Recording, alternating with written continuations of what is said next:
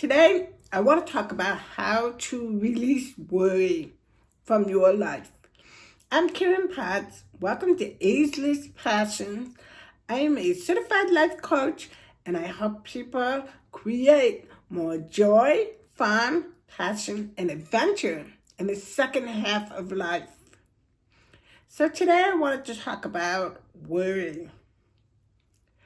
Worry, as my mom always said, is wasted emotion. Now, my mom was the greatest worrier on earth. And she taught me a different lesson about worry. Literally, when I was, let me think about this. This was probably 15 years ago.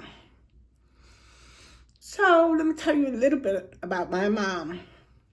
My mom and my father, they grew up very, very poor on farms in Missouri. So by the time I came along, my siblings, my four siblings, were much, much older than me. They were 16, 15, 11, 10, and then I was born.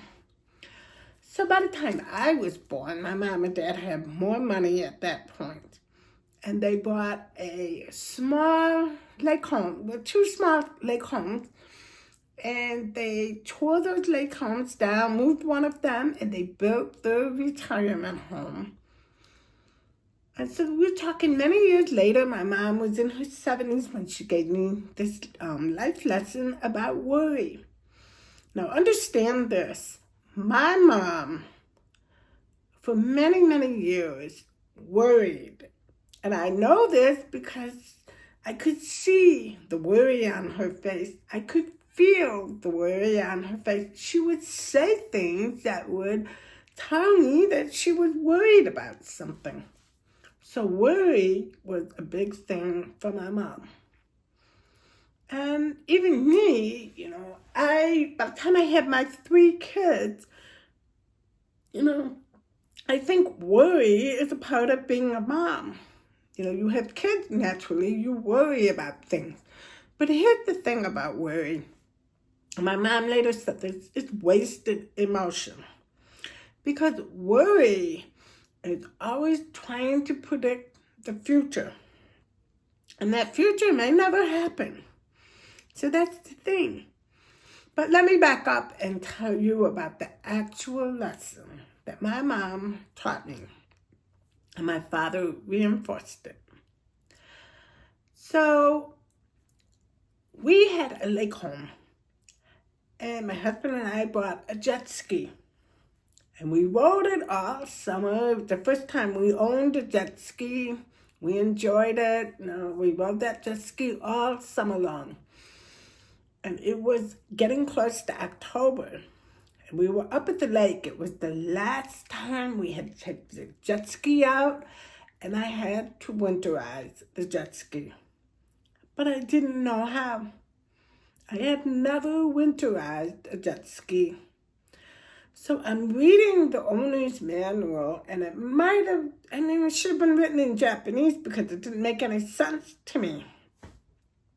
All these mechanical terms that I wasn't familiar with. I could put the key in and ride the jet ski, and that was about it. So I called the marine place that I had bought the jet ski from, and they said, bring it in, we'll show you how. And so I hooked up the jet ski, and my mom decided to come with me in a very old, dilapidated truck that my father had. And we're driving along, and we're talking. And I was telling my mom how worried I was about this jet ski, that I didn't know what I was doing, and I was afraid that I was going to mess it up and everything. And we started talking about worry in general, and my mom said to me, worry is wasted emotion. And I'm like, well, what do you mean? And she said, no, I look back on my life and I spent so much time worrying. Worrying about this, worrying about that, and worrying about things that I thought might happen, and they never did. And she said to me, I look back and I think about the amount of time that I spent worrying, and 99% of the time, nothing ever happened. The 1% of the time when something did happen after worrying, she dealt with it.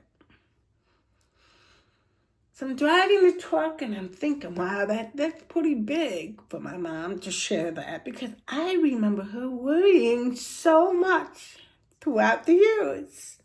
And worry was my mom's middle name. And it had rubbed off on me. Even today, I still worry. I catch myself worrying. Human thing, right? So we get to the marine shop and they show me what to do with the jet ski. And I drive back home, and my father met me up at the barn, and he watched me as I winterized the jet ski. And we put everything away, and my father and I were pushing the jet ski back into the barn, and I said to him, I really hope that I did the right thing. I'm kind of worried that I didn't. I caught myself saying that.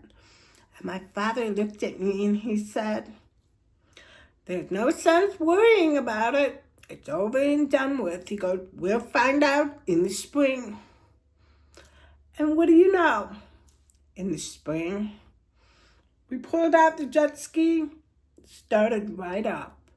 And every year after that, it always started up. I never worried about it after that. But the whole point of sharing this with you is look at your life.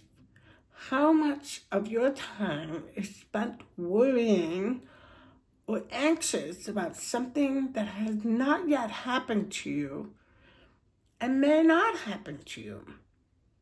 How much of your time are you giving to your energy of worry? And number one, it's not helping you. And number two, it's not productive. And actually, number three, it's not good for you. Worry is not good for you. Like my mom says, it's wasted energy. So here's a couple of things that you can do. When you find worry coming up in your body, in your mind, and you start worrying about what if, pause. Take a deep breath. That's the first step. It's having that pause. Recognize that you are worrying. Allow yourself to feel it. Where is it in your body? Where is this worry coming from? How are you rationalizing the worry that you are thinking about? And pause. Give yourself that big, deep breath of pause. That would be step number one. Step number two, this is the mindfulness part of it, is recognizing the worry. After the pause, you recognize, okay, I understand I am worrying about, and name it. And then you also need to recognize that it may not happen. Yeah, and acknowledge that. So that mindfulness is that part. One thing that helps me is meditation. When I find myself shaking with worry, I do the pause. I name the worry. What is it? Where is it coming from? What's the trigger? Why am I thinking it? And then I meditate. Taking 20 minutes to go into a deep meditation allows me to really slow down my breathing and get my mind really aligned, with what's going on, how I'm feeling, and releasing it, allowing it to leave my body, allowing it to leave my mind, and acknowledging. And then the fourth part of it is, this is the part where after you have taken some time to pause and breathe and name it, you now reframe it.